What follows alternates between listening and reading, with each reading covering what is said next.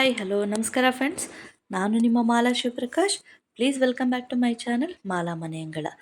ಇವತ್ತು ನಾವು ಮಾಡೋಣ, ಈಗಿರೋ ಮ್ಯಾಂಗೋ ಸೀಸನ್ಗೋಸ್ಕರ ಒಳ್ಳೊಳ್ಳೆ ಸ್ವೀಟ್ ಮ್ಯಾಂಗೋಸ್ ತೊಗೊಂಡು ಒಂದು ಮ್ಯಾಂಗೋ ರಸ್ಮಲೈ.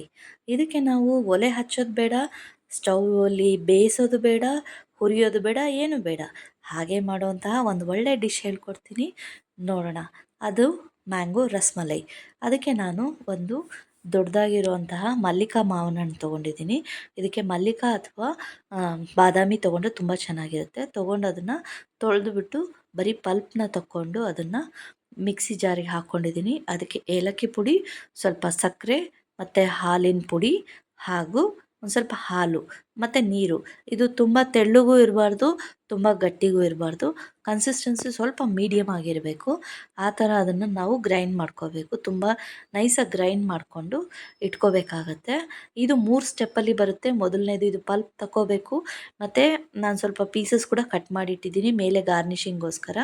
ಎರಡನೇ ಸ್ಟೆಪ್ಪು, ನಾವು ಈ ಬ್ರೆಡ್ ಒಳಗಡೆ ಫಿಲ್ ಮಾಡೋದಕ್ಕೋಸ್ಕರ ಕ್ರೀಮ್ ಫಿಲ್ಲಿಂಗೋಸ್ಕರ ತೊಗೊಂಡಿದ್ದೀನಿ. ಅದು 2-3 ದಿನದ ಹಾಲಿನ ಕೆನೆನ ನಾನು ತೆಗೆದಿಟ್ಟಿದ್ದೆ ಫ್ರಿಜ್ಜಲ್ಲಿ.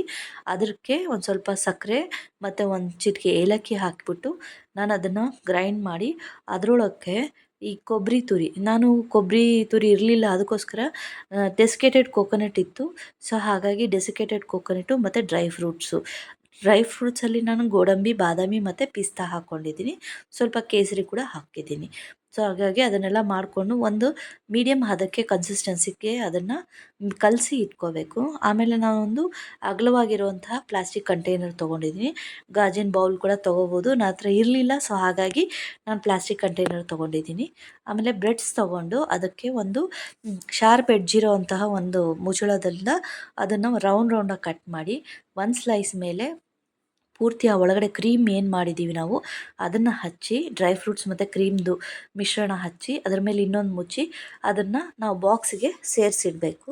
ಕೆಳಗಡೆ ಫಸ್ಟು ಬಾಕ್ಸಲ್ಲಿ ಪಲ್ಪ್ ಹಾಕಿ ಫುಲ್ ಫಿಲ್ ಮಾಡಬೇಕು. ನಂತರ ಅದರ ಮೇಲೆ ಈ ಬ್ರೆಡ್ದು ಫಿಲ್ಲಿಂಗ್ಸ್ನ ಇಟ್ಟು ಅದರ ಮೇಲೆ ಅದು ಫಿಲ್ ಆಗೋ ಥರ ನಾವು ಇದನ್ನು ಮ್ಯಾಂಗೋ ಪ್ಯೂರಿನ ಹಾಕಿಡಬೇಕು. ಮ್ಯಾಂಗೋ ಪ್ಯೂರಿ ಹಾಕಿ ಅದರ ಮೇಲೆ ನಾನು ಈ ಕೊಬ್ಬರಿ ತುರಿ, ಡ್ರೈ ಫ್ರೂಟ್ಸ್ ಮಿಕ್ಸ್ಚರ್ ಇದೆಯಲ್ಲ ಅದನ್ನು ಹಾಕಿ ಮತ್ತು ಸ್ವಲ್ಪ ಕೇಸರಿ ಹಾಕಿಬಿಟ್ಟು ಅದನ್ನು ಗಾರ್ನಿಷಿಂಗ್ ಮಾಡಿದ್ದೀನಿ. ಜೊತೆಗೆ ಕಟ್ ಮಾಡಿರೋ ಪೀಸಸ್ ಕೂಡ ಹಾಕಿ ಎತ್ತಿಟ್ಟಿದ್ದೆ. ಇದನ್ನು 1-2 ಅವರ್ ಫ್ರಿಜ್ಜಲ್ಲಿ ಇಟ್ಬಿಟ್ಟು ಆಮೇಲೆ ತೆಗೆದು ತಿನ್ನೋದ್ರಿಂದ ತುಂಬ ಚೆನ್ನಾಗಿರುತ್ತೆ, ತುಂಬ ಟೇಸ್ಟಿಯಾಗಿರುತ್ತೆ. ಅದರ ಟೇಸ್ಟ್ ಅಮೇಝಿಂಗ್. ತಿಂದು ನೋಡಿ, ಒಂದು ಸತಿ ಮಾಡಿ ನೋಡಿ. ನೀವು ಕೂಡ ಕಮೆಂಟ್ ಮಾಡಿ, ಈ ಥರ ಮಾಡಿ ನೋಡಿ. ನಾನು ಮಿಕ್ಕಿದ್ನ ಜ್ಯೂಸ್ನ ಹಾಗೆ ಪಲ್ಪ್ ಅಂದರೆ ಅದ್ರ ಜೊತೆಗೆ ಸ್ವಲ್ಪ ಫ್ರೂಟ್ಸ್ ಹಾಕಿಬಿಟ್ಟು ಜ್ಯೂಸ್ ಕುಡಿಲಿಕ್ಕೆ ಹಾಗೆ ಇಟ್ಕೊಂಡ್ವಿ. ತಿನ್ನೋದಕ್ಕೆ ಮಾತ್ರ ತುಂಬ ಟೇಸ್ಟಿಯಾಗಿದೆ. ಮಾಡಿ ಕೊಡಿ ನಿಮ್ಮನೇಲೂ. ಒಂಥರ ಡಿಫ್ರೆಂಟ್ ಡಿಶ್ ಇದು. ಸೊ ಹಾಗಾಗಿ ನೀವು ಟ್ರೈ ಮಾಡಿ, ಹೇಗಿದೆ ಅಂತ ಕಮೆಂಟ್ ಮಾಡಿ. Thanks for watching. ಇನ್ನೂ ಯಾರೂ ಸಬ್ಸ್ಕ್ರೈಬ್ ಮಾಡಿಲ್ಲ, ಪ್ಲೀಸ್ ಸಬ್ಸ್ಕ್ರೈಬ್ ಮಾಡಿ, ನನ್ನ ಸಪೋರ್ಟ್ ಮಾಡಿ.